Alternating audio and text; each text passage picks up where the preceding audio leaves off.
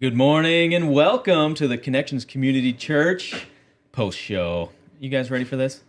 I'm ready. Yes. I'm ready for this. Yeah. All right. So who do we got in the seats here? I'm Josh, obviously. And then we got... I'm Layla. I'm Austin. I'm Kathy.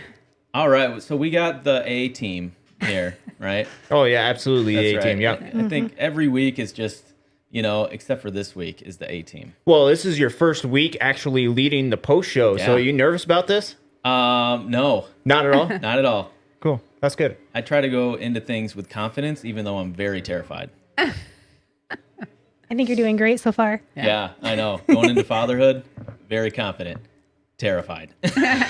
As you should be. That's very cool. All right, so hey, what did you guys do this weekend? It was a 4th of July weekend, Independence Day, lots of fireworks, lots of dogs freaking out, but lots of opportunities for fun. So what did you guys do? I helped others. We didn't do it. I helped my friend Kim, needed some help, and so helped move a household for 2 days. And then yesterday they needed extra workers at 12 Baskets, so Yancey volunteered, and I went and rode around with my husband for the first time to pick up stuff from grocery stores. And then I did some fishing. Oh, sweet. No luck, but had fun and got on the kayak too, so that was fun. Sweet. That was my sounds rest. Great. Yeah. I did not volunteer this weekend. I'm sorry about that. Well, the Sunday morning I did. But this week, obviously, that was my dad. That was up on stage. So he mentioned at the beginning of it was his birthday yesterday. So Yeah. we got to spend a lot of time with him, doing a whole bunch of different stuff, going out to eat, going to a show, all that different type of stuff. Then on Friday, I went to Fort Wayne for a Loons game. So that was pretty cool, too. Oh, So, yeah. Yep. Awesome. First place. Yep, Go Loons. exactly. And now, was it super hot or did you get some shade? We were in the shade the whole time. So it was good. Perfect. Yeah, that's really great. Yeah. That's really great. We haven't had power since Friday, and we still don't have power. So we've been doing a lot of filling up gas tanks for a generator and trying to be very strategic about what we run at once, so we don't trip the generator, which I did do once, only once so far. Pretty good. I think I finally have the overall wattage threshold down to where I know what I can run all at once. Yeah. We also went fishing yesterday. I'll have to catch up with you after the post show to see where you fish, because my husband and I don't really know much about fishing, but my son's been begging to go fishing. So we went to Sunset Lake Park for the first time. Yeah. Obviously I drive through there all the time in Vicksburg, but I've never fished there. So I need fishing expertise. Yeah. But yeah, that's what we did. What do you think? Sunset Lake, a good lake for fish? And that's where I live, and that's where I fish. Yeah, there you go. Yeah. We'll take you. There you go. Yeah. Got the That's chefs. perfect. So, big question here. How old do you think Steve is? It's not a day over 30 in my opinion. Yeah. Yeah, I know the exact age. So You I'm not know. gonna- I'm gonna You let know the guys exact guess. day, Yeah, I know. Yeah. Yeah. Mid 40s. Mid 40s? 45. Okay. Yeah, Wait, you're I don't know. Yeah, maybe 47. Wait, how old are you, Austin? I am 27. Boy, Mm, that changes things. yeah, it does. 49. Yeah. 49. Okay. Are you gonna guess or? I don't know. Yeah, no, you're I not gonna don't- guess. I wouldn't want people to guess my age, so I'm going to stick with 30. There you go. That's Okay. way off. He's 48. 48. you're so Yeah. close. 49, that's really Yep, close. that was really close. Yeah, But he will always be 30 in our exactly. books. Yeah. Yep. Yeah, that's really good. All right, so today's sermon, it was great. It was Steve's first time preaching here It's at so good. Connections Church. Yeah. That was really cool, and I loved the flannel graph. What did you think about the flannel Oh my graph? gosh. That was amazing. Yeah. When he said the word at first, I was like, what is a flannel? All I could think of was a flannel shirt. Yeah. But yeah, as soon as he started talking about felt, I was like, I went back to memory lane. Of course. Yeah. Speaking of felt, I really felt the Lord during that time. Yeah. Dun, dun. Good job. Dad jokes. I like that. That was really great. No, that was really cool. And then the sped up kind of Bible recap. Yeah.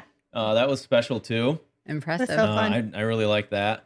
Yeah, I was involved in campus ministries on Western's campus, and every year they would have this thing called the traveling team come into town, and they would always start their talk with a 1-minute review of the entire Bible, and it was absolutely crazy.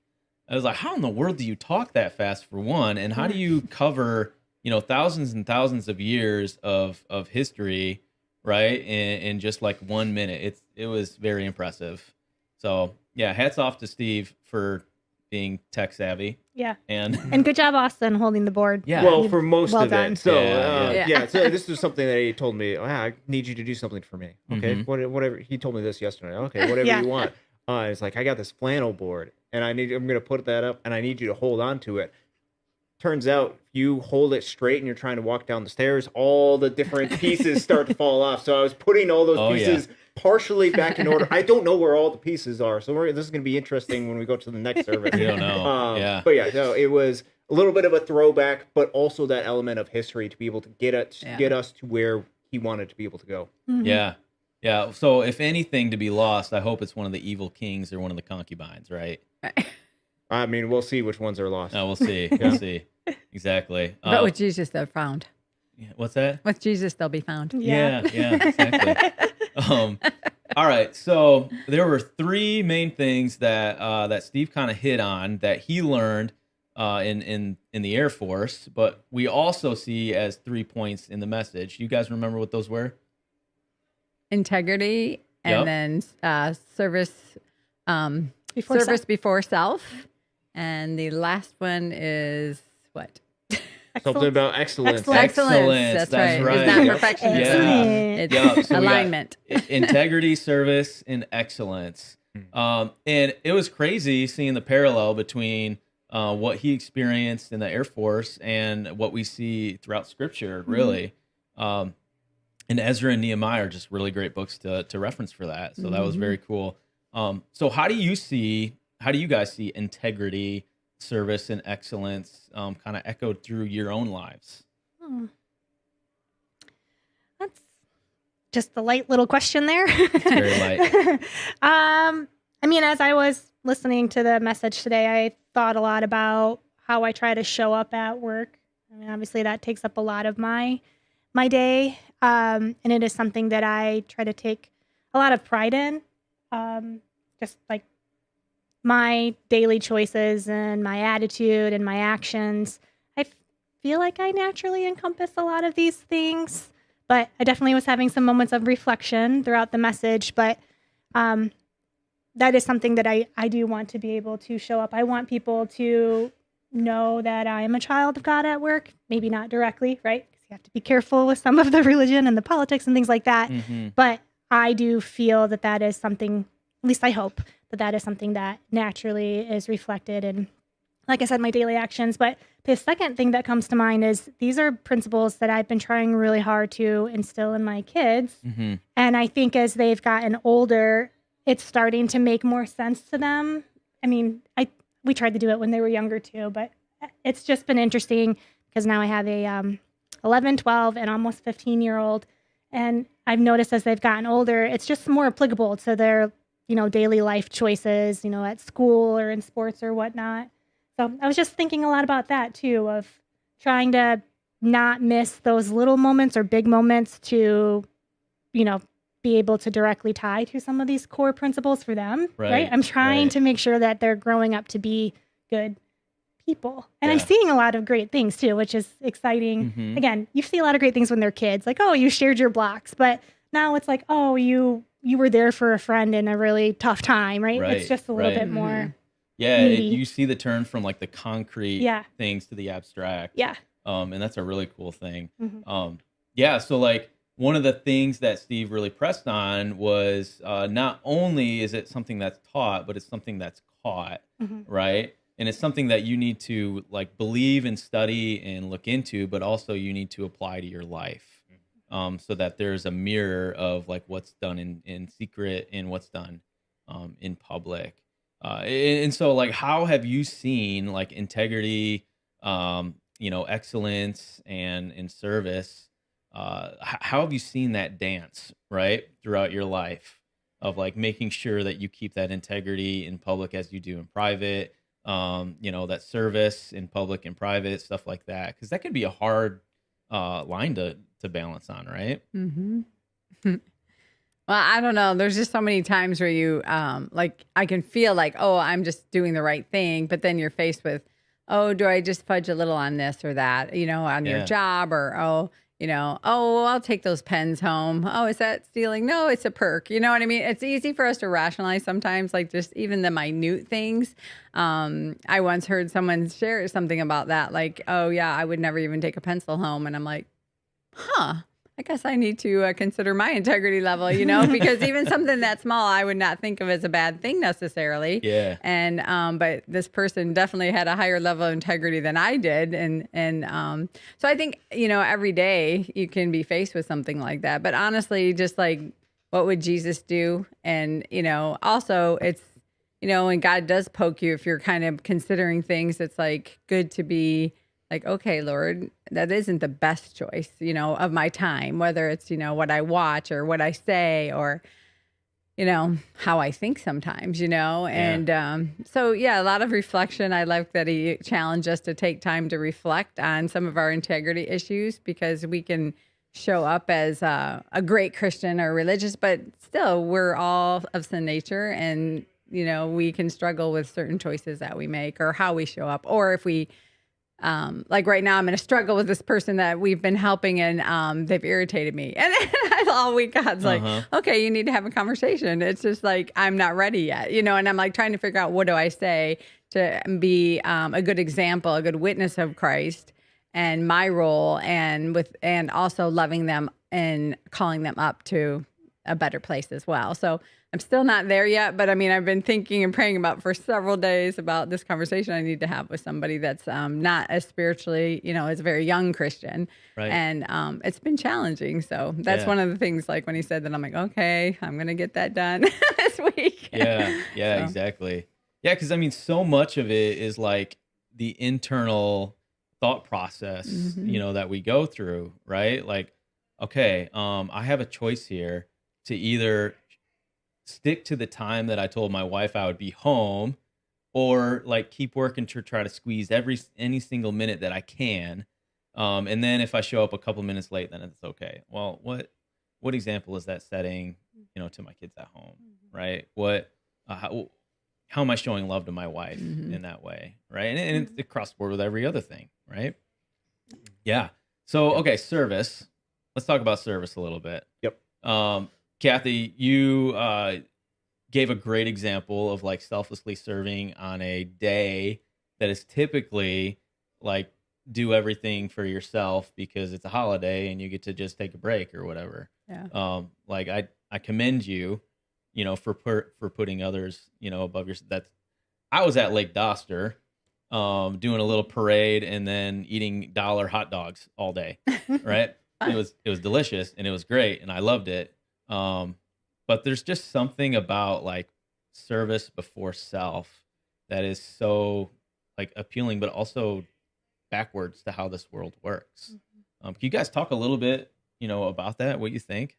Yeah, I think one of the biggest things that stood out to me within this message of just integrating all these different things is how uncomfortable and how challenging each one of these aspects can be. For integrity, it is challenging to live a life of integrity, to do the things that you say that you're going to do, and to live in private how you do in public, to be of self-service. I think one of the main things that was so impactful within the message is when he's talking about Nehemiah and then a recognition of his people, and instead of just a passing moment of, oh man, that really sucks, maybe I'm gonna pray. Not a bad response to go ahead and pray, but then immediately move on to comfortability. That was not Nehemiah's response. Instead, it was a more difficult, challenging response by him because it was weeping. And then it was, okay, what can I do for action? You mentioned the book of James, very much talking about us having to be able to take action and accountability for what we have. That's not easy to do. This is not a comfortable life that we're supposed to have. However, go back to his example that he had at the beginning with military. Part of the reasons why they continue to be able to press those values within them, with integrity, with service before self, and then with excellence, is because it's to try to get you to the person that they know that you can and need to be in order to do this. And when we talk about all these different aspects, self-service, for example, it's going to require sacrifice of ourselves. It's definition of what he said. This is service over self, which means that you're going to have to give up some of the desires that you have, or some of the things or ways that you feel comfortable about certain aspects, and then just go ahead and do it, because it can be easy for us to try to be able to fit everything into whatever is comfortable for us. There's sometimes where, man, I'm sure Nehemiah was not overly comfortable about going out and building the wall. Sometimes we have to take steps and put ourselves in situations where we're uncomfortable, because it's going to benefit others in general. Yeah. Yeah, absolutely. What do you guys think about that? Yeah, I mean, I 100% agree with everything that Austin was just mentioning. I don't know. I think that service for me, again, I think there's a lot of this. All three of these major principles. Again, I feel like I naturally like, yeah, I do a good job, but I think I can do a better job personally, and I'm sure others probably can relate. Right? There's a lot of thoughts going on in my head right now of just trying to identify in my daily lifestyle where these components show up, and where they could show up even more. But at the end of the day, what's so amazing is like you get a new day, right? Granted, right? That God allows you to have another day, but you always can do better. And I think that's something we shouldn't take for granted, right? Like, I feel very inspired hearing about the service acts that Kathy did over the this holiday weekend, and I'm like, that didn't even cross my mind. Like, obviously, I was very consumed with trying to keep my house with like power and things like that. Yeah. But that would be my takeaway. Is just, I think we're all trying our best, but we can always take some time. Like the one of the challenges of doing that audit and that self-reflection, and just thinking about where I want to try to continue to do better. Yeah. And I think that's the aspect of excellence that he was very clear and articulate of defining. Is it's not perfection. It's excellence in trying beating yourself up because you're not meeting a certain level of perfection. Instead, it's about those continual steps that you're able to take going forward. Yeah. And the other thing is your service was trying to keep your household in order. Yeah, so it's different than mine. I mean, we lost power, but we had a generator, that kicked on. And that's like you said, it's not about perfection. It's what in the moment was the need. And we were like, we have nothing scheduled for the morning. We can go do this. You know what I mean? So, and also, even Friday night, what are we going to do? We don't have much. We'd probably go on a boat ride or fish. Okay, I can go help my friend who I love dearly and his, amazing. So, it's just, you see an opportunity, and the truth is God is so good. Like, you can't outgive God. Like, when you do things, he always blesses people in different ways. So that's the blessing of service and stuff. And, we all serve in our own way and at different, like you should have been with your family because they're young. You know what I mean? It was just my husband and I. It's a different season for each person to make certain things open and available. Yeah, exactly. So as we wrap up today, there's a couple different things that I'd like to put in front of us, and that is like being community. That's going to help out a lot with this process. We have groups here. We have places where we can get involved in service. So look into that. Go to myc3.org and get connected. And we'll see you guys next week.